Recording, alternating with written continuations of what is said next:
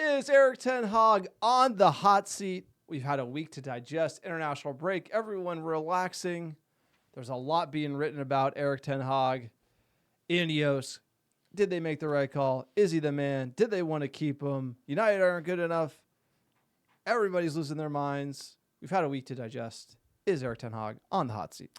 I think it depends how you define hot seat. I think there's always an outsized amount of pressure on the Manchester United manager. I think this manager is already going to have challenges. Hot seat is like okay, within define five. Hot seat. I'll define the hot seat because as hot seat is very loose. hot seat is within 5 matches of the end of your job. I would say hot seat. No, I do not think he's going to lose his job in the month of September. I think he's within 15 matches of losing his job. I think So it's warm. I think that's fair. No, it's warm. That's why I wanted to warm go John's definition. So I think he's approaching hot seat. So if he lost the next 5 games, you think he'd be enjoying? If you lost, the next five games, I think he would be pretty close to getting fired. Yes, yeah, he lost to Southampton, Palace, some shit team, fucking Barnsley, Crew, or who was the team in the Europa League? FC 20. 20, yeah. I think that's not possible. So, I don't think he'd be fired in September. I don't think that's possible, but I think he's near the hot seat. Hot seat is like if these games don't go well, you're gonna get I agree. You could have a bad next 5 and you still be in the seat.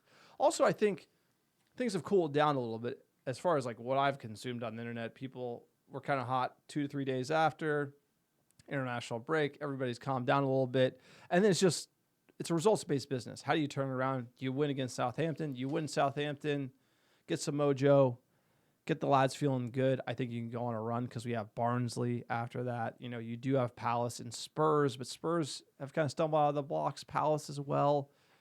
You just need to find something in that midfield. You need something to click in the attack. It's really about finding the best 11 and players that are on form now for Manchester United, because we don't have the luxury of taking a while to get started, right? Because of the summer and everything that happened before. I think there's just extra pressure on the manager, so he's going to have to need to perform to get that off his back. But I do think there's more pressure right now for him. There is. There definitely is. There's always going to be more pressure after people are going to question whether or not they should have brought him back in the first place after the FA Cup, which may not have been their plans headed into that final at Wembley 3 months ago. End of the day, I think people react hotter nowadays. They do more oversized reactions, but they last less long. They don't last as long, but they're more intense. And I think there was a huge backlash after Liverpool. But like you said, it's I don't see everything seems to have calmed down. So he has the ability to turn things around. But if we have a shit result on Saturday, it's going to be right back to very, very hot, because that's even more embarrassing in my book than losing to a Liverpool. Is you could not be dropping points against Southampton. You have to get 3 points. You have to get a result. So it's up to him. But like you said, we have a very manageable September. It's a great opportunity to get some points on the board, move up the table, make some moves in 2 cups that are both significant, and go from there. But if he shits the bed against fucking Palace and Southampton, then he's in trouble, and he deserves to be in trouble. I think if he loses Southampton or you don't beat Southampton, hot seat. I really think that, because you're at this could go really bad situation, right? I do think he's not there now. You lose to Southampton away, who are bad.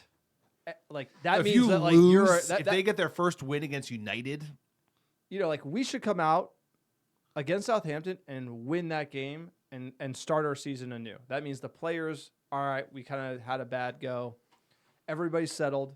Everyone's had time with Ten Hag. He's had time to work it out. We should start seeing his changes and the adjustments, and they should succeed against a bad team at Southampton. If we do not see that, I think people might panic, especially if you get a bad result.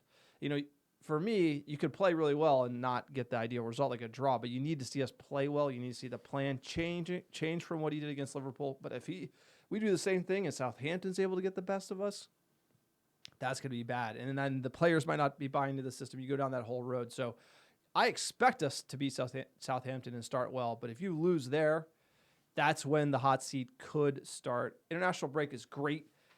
Never a better time to lose to Liverpool than right before international break. I think that was actually good for us fans as well, to get a break. And we just need a win. We need a dub away on the South Coast. Yeah, and it all matters you need the win, but also, like you said, context matters because it's like you could do everything right, but struggle to score goals and still be 1-0. And still be 1-0 going late, and then you could see late, and they don't have a lot of chances. But like at the end of the day, we need a win. This team needs a win. I think it's a great opportunity to start the season fresh, right? It's like the season doesn't start over, but we have so much season left. Let's put those games out of our mind. Let's feel like it's a fresh start. And in many ways, it should be. So let's turn it around. Southampton, he's on the hot seat. Let's get your ass off the hot seat. And the best way to do that is picking up some results because that buys you time. It's like the worse you've been playing, the less leeway you get. You start picking up some results, you build a cushion. Right now, he's got no cushion, right? So you win or you lose a couple games, you're zero fucked. cushion. No, the FA Cup cushion's gone. It's already gone. It's gone, and that's kind of. I just think the Ineos, the one thing they didn't do right was dealing with this whole thing because I think it adds pressure to him and from the fans even. Like you saw fans leaving early in the game against Liverpool, and when we went to Stretford End last year, it was quiet because it kind of felt like he was a dead man walking. Even when we went to Fulham, we ended up losing at home last year.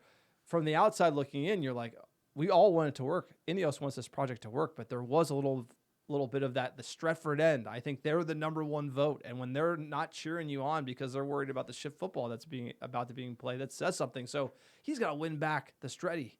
That's a big thing. He's got to start playing good football and start getting these results in because he needs to win back that support of the United Faithful.